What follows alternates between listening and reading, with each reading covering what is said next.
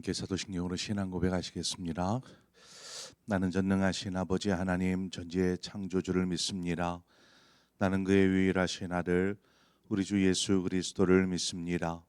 그는 성령으로 잉태되어 동정녀 마리아에게서 나시고 본디오 빌라도에게 고난을 받아 십자가에 못 박혀 죽으시고 장사된 지 사흘 만에 죽은 자 가운데서 다시 살아나셨으며 하늘에 오르시어 전능하신 아버지 하나님 우편에 앉아 계시다가 거기로부터 살아있는 자와 죽은 자를 심판하러 오십니다. 나는 성령을 믿으며 거룩한 공교회와 성도의 교제와 죄를 용서받는 것과 몸의 부활과 영생을 믿습니다. 아멘. 우리 함께 찬송가 9장 하늘에 가득 찬 영광의 하나님 시간 우리 함께 찬송하도록 하겠습니다. 찬송가 9장입니다.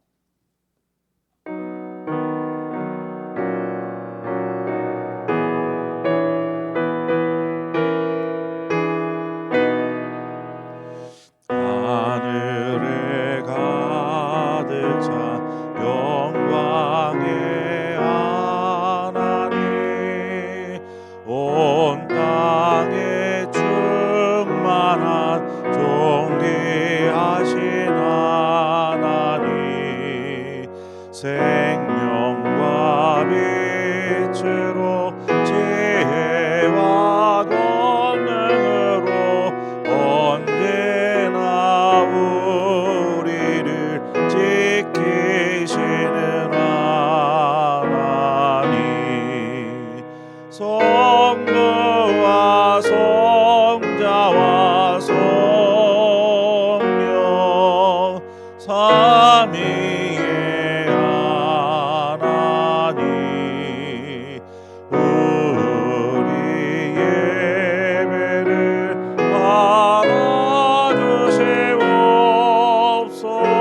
받아주시옵소서.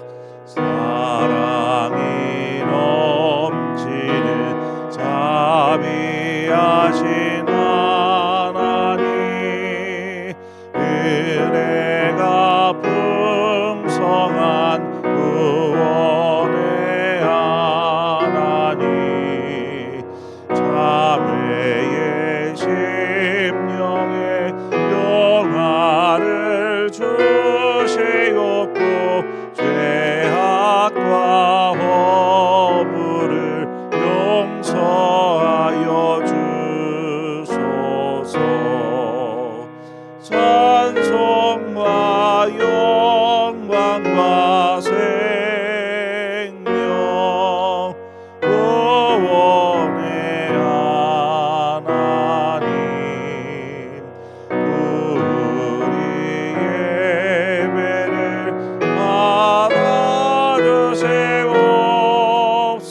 받아주시옵소서.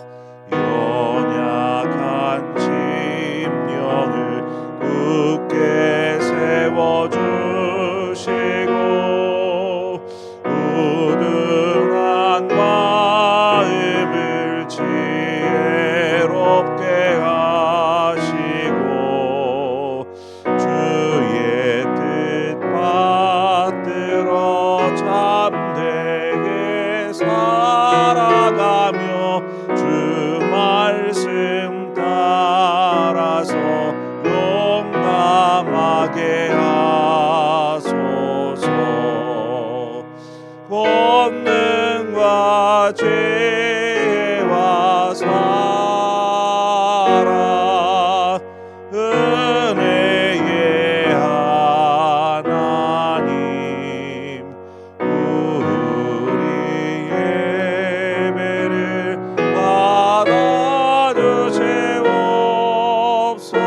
받아주시옵소서. 주 앞에 나올 때 우리 마음 기쁘고 그 말씀 힘되어 새 희망이 솟는다.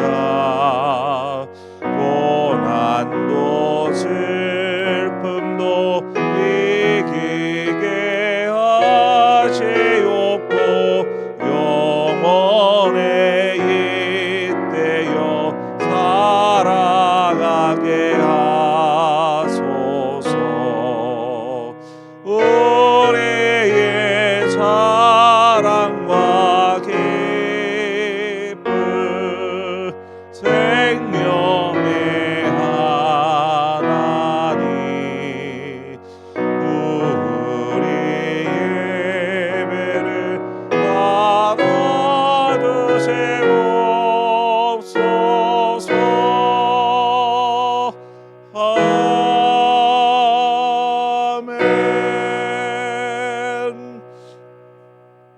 하나님 말씀 보겠습니다. 역대상 23장 7절에서 23절의 말씀입니다. 역대상 23장 7절에서 23절의 말씀을 한 절씩 교독해서 보도록 하겠습니다. 게르손 자손은 라단과 시므이라.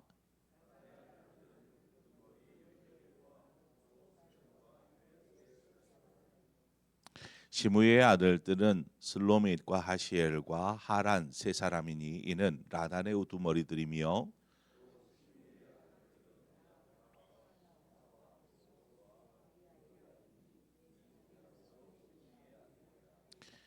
그 우두머리는 야하시오 그 다음은 지사며, 여우수와 브리아는 아들이 많지 아니하므로 그들과 한 조상의 가문으로 계수되었더라.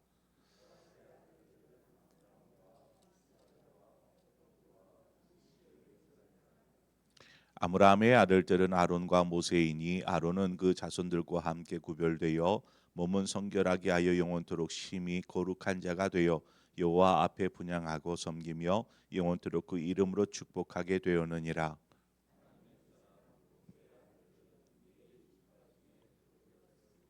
모세의 아들은 게르솜과 엘리에셀이라.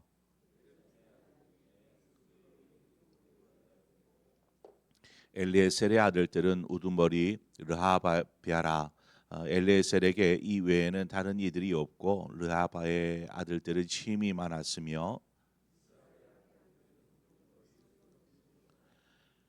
헤브론의 아들들은 우두머리 여리야와 둘째 아미랴와 셋째 야하시엘과 넷째 여가무암이며,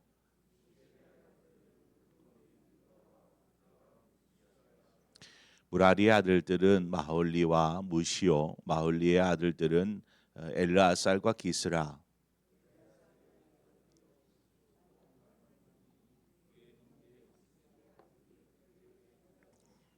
함께 읽습니다. 무시의 아들들은 마홀리와 에렐과 여레못의 사람이더라. 아멘. 포로기 이후에 기록된 역대기에서 오늘 본문을 보면 왜 레위의 세 아들과 또 그 이후로 이어진 짤막한 족보를 기록하고 있는가라는 질문을 먼저 던져봅니다. 창세기에 보면 실제로 레위 야곱의 아들인 레위가 세 아들을 낳죠. 오늘 본문에 나오는 게르솜, 고핫, 그핫, 무라리 이 세 아들입니다. 그런데 레위와 이 세 아들은 야곱이 나중에 가나안 땅에 살다가 애굽으로 내려가지 않습니까? 요셉이 있는 애굽으로 가서 그곳에서 거주하는데 그때 레위와 세 아들 역시 애굽으로 내려갑니다. 그리고 여러분도 잘 알다시피 애굽에서 400년을 살게 되지요. 400년 그 속에서 종살이를 하게 되는데 이 400년이라는 기간은 몇 세대가 지날 수 있는 기간이지 않습니까?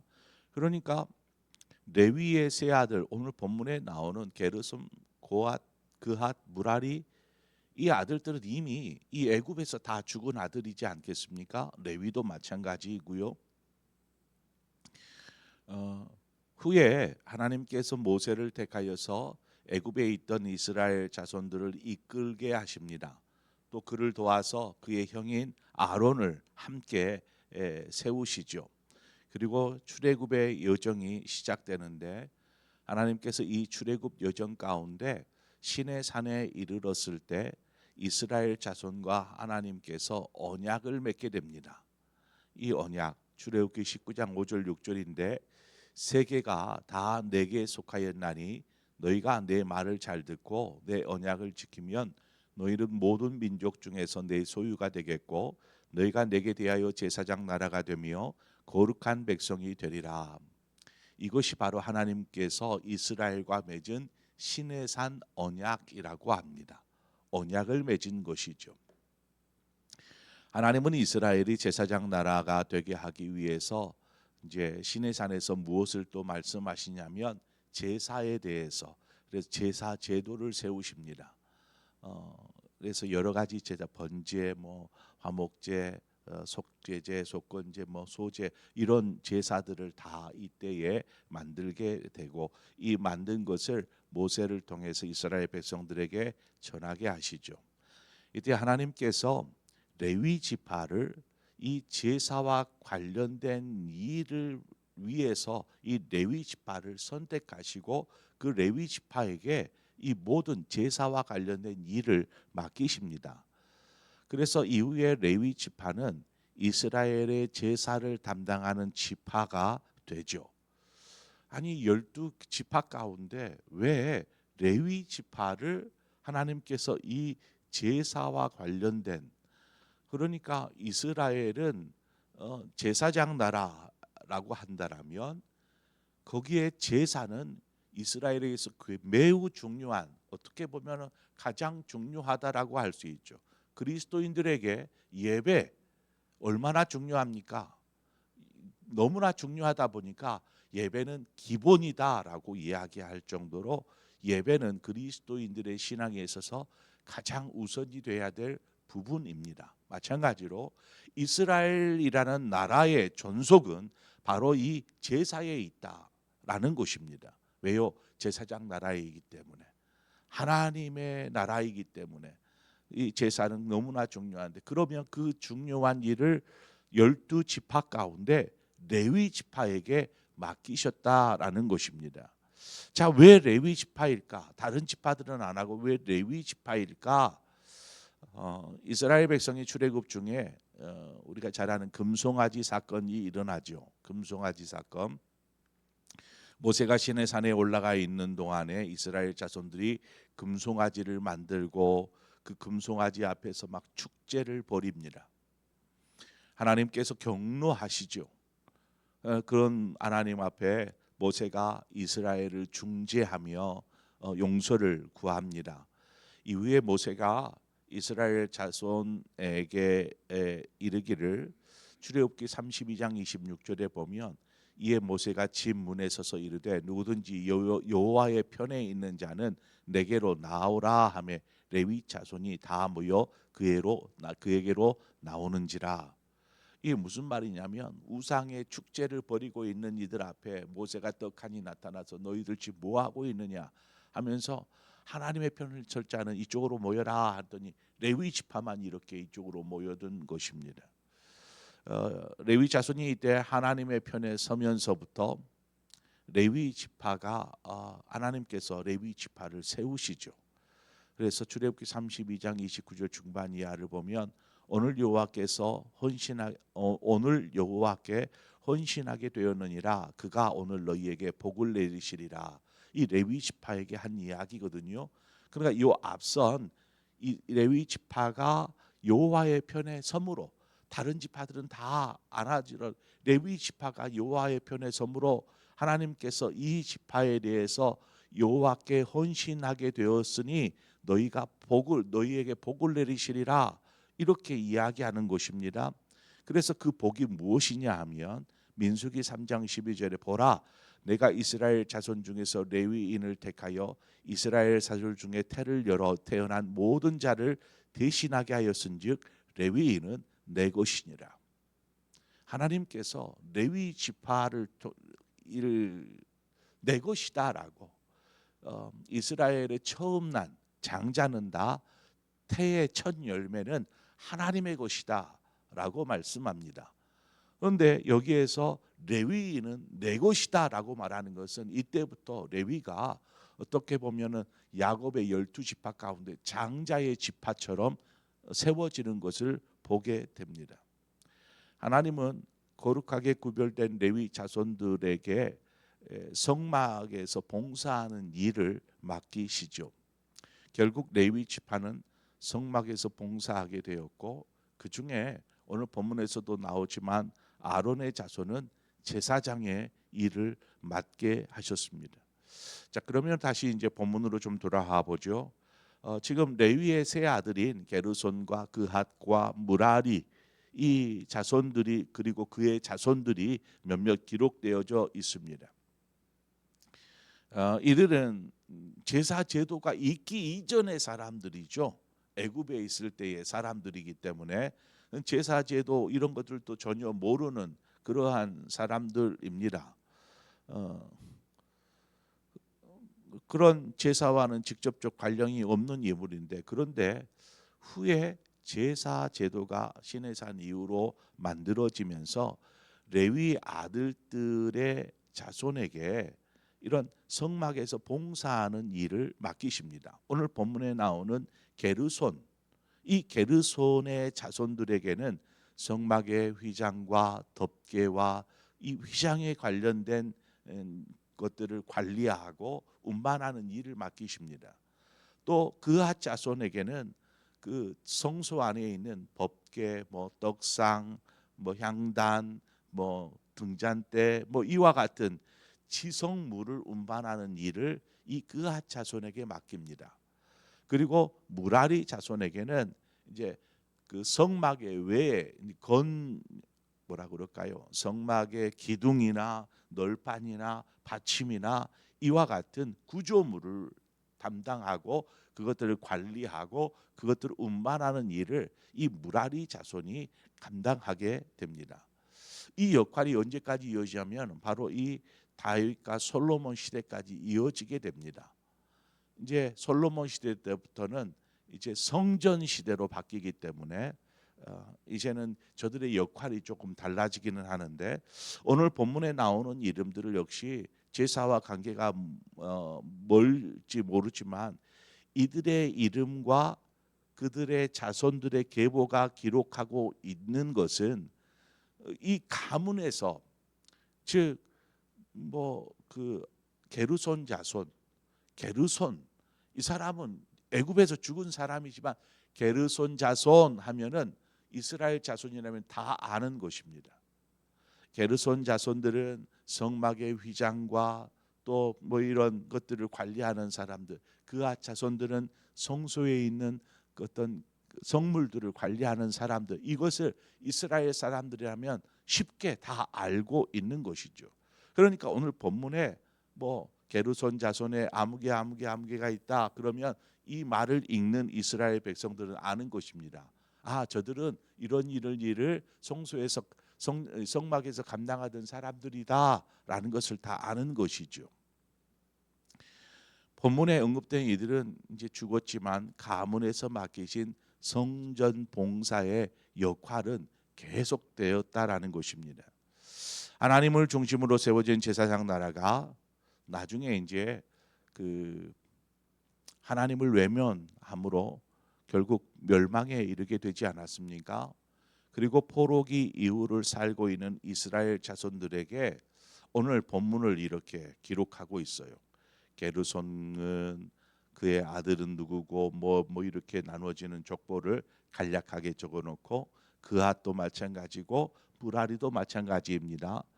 자, 그러면 포로기 이후를 살고 있는 이들에게 이 내용, 오늘의 본문이 무엇을 저들에게 전하고자 하는 것일까요?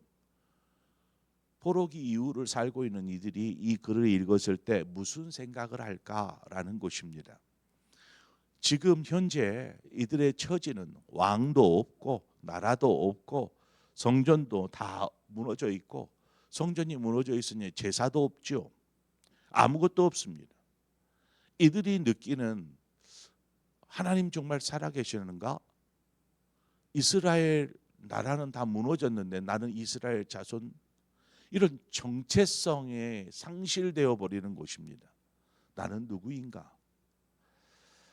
이 정체성을 상실해 버린 이 포로기 이후의 이스라엘 자손들, 자신들은 어디에 속한 사람들인가?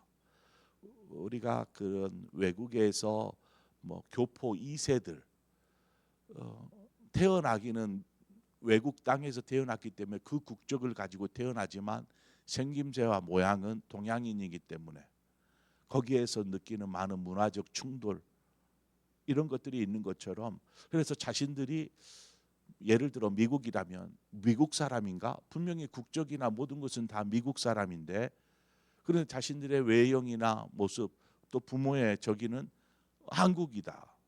여기에서 혼란이 오는 것이죠. 정체성의 혼란.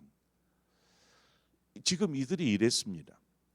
나라는 망해가지고 다른 나라에 속해 있는 국민으로 있지만 자신들은 이스라엘 백성이다라고 얘기하는데, 이스라엘 백성이라는 이유로 왕도 없고 나라도 없고 뭐 하나님을 제사하는 성전도 없고 이런 상황에 있다 보니까 정체성의 혼란이 오는 것입니다. 우리는 어디에 속했던가? 레위인들의 이 언급은 지금 정체성을 잃어버린 이스라엘 자손들에게 이스라엘은 하나님을 섬기고 예배하는 제사장 나라다라는 것을 이 내용, 오늘 본문의 내용을 읽으면서 떠올리게 하는 것입니다. 이들이 하나님 앞에 제사드리게 택함 받은 레위 족속들에게 주어진 여러 가지 사명과 일들, 이것들을 생각하게 되는 것이죠. 하나님의 언약은 이스라엘이 멸망했다고 깨진 것이 아니었습니다. 하나님께서 시내산에서 이스라엘과 맺었던 그 언약처럼 지금 정체성을 다 잃어버린 패망한 나라의 백성이 되어 있는 이스라엘 자손에게 이 글을 통해서 야, 하나님께서 시내산에서 이 언약을 세우지 않았더냐 하면서 이 언약 안으로 들어오도록 지금 부르고 계시는 것입니다. 하나님이 이 글을 통해서 하나님을 잃어버림으로 시작된 이스라엘의 멸망과 지금의 처한 상황을 회복할 수 있는 그 시작점은 바로 이 예배, 신앙과 예배의 회복에 있다. 하나님과의 관계의 회복, 그것을 위해서 제사를 다시금 회복하고 하나님을 향한 그러한 온전한 믿음을 회복하는 것, 그것이 지금 멸망한 이스라엘 자손들에게 필요한 것임을 이 글을 통해서 남기는 것이죠.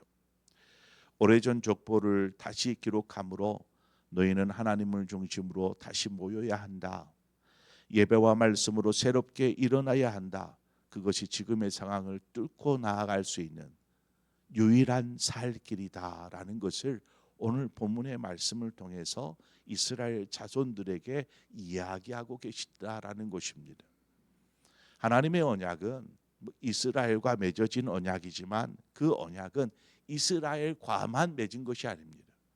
하나님을 믿겠다라고 하나님 앞에 나아오는 백성 자손들과 맺은 언약입니다. 그 말은 바로 우리와 맺은 언약이기도 하다라는 것이죠.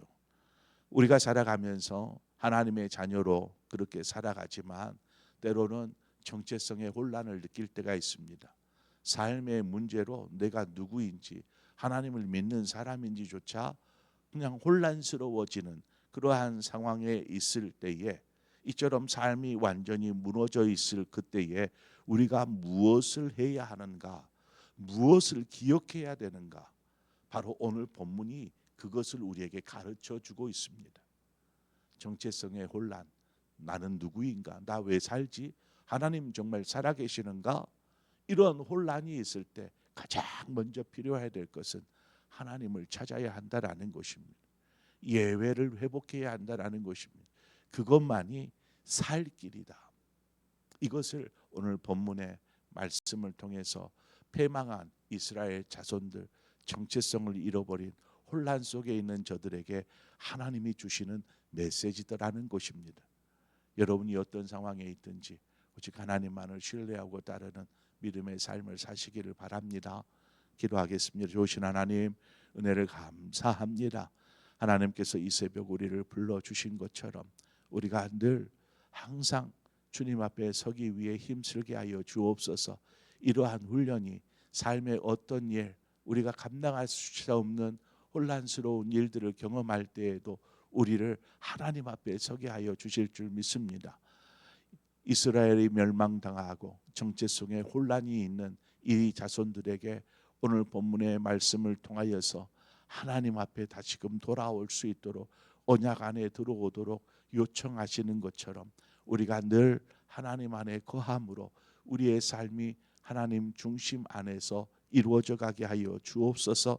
그때야 비로소 하나님께서 약속하셨던 것처럼 너희는 내 소유가 되고 너희는 제사장 나라요 거룩한 백성이 되리라 말씀하신 이 언약이 우리의 삶을 통해 이루어지게 될 줄 믿습니다. 주님, 우리의 삶을 통해서 영광 받으옵소서. 예수님의 이름으로 기도합니다. 아멘. 오늘 이 시간 말씀을 생각하면서 하나님, 우리 역시 제사장 나라 믿음의 하나님의 백성이요 하나님의 자녀인 우리 역시 하나님과의 관계를 가장 우선으로 먼저 생각할 수 있도록 인도하여 주옵소서. 우리의 삶의 문제로 어떤 혼란이 있거나 신앙의 혼란이 있을 때에도 우리가 항상 앞서 말씀한 것처럼 하나님 앞에 서는 자 되게 하여 주옵소서. 특별히 오늘 이 시간 이 나라와 민족을 위해서 기도하십시다. 한국 교회를 위해서 기도하십시다. 나라가 바로 서는 것, 그것은 어디에 있는가? 오늘 이 말씀이 우리에게 또 다른 교훈을 줍니다. 하나님, 우리나라가 하나님 보시기에 아름다운 정의로운 나라, 바르게 서는 나라 되게 하여 주옵소서. 그 몫을 한국 교회가 제대로 감당하게 하여 주옵소서. 이리저리 뒤흔들리는 것이 아니라 믿음 안에 하나님 앞에 바르게 설 때에 이 나라가 바르게 세워질 줄 믿습니다. 그것을 놓고 이 시간 함께 한국 교회를 위해서, 이 나라를 위해서 함께 기도하고 또 여러분 각자의 기도의 종으로 기도하시다 자유롭게 돌아가시겠습니다. 함께 기도하겠습니다. 좋으신 하나님 아버지, 은혜를 감사합니다.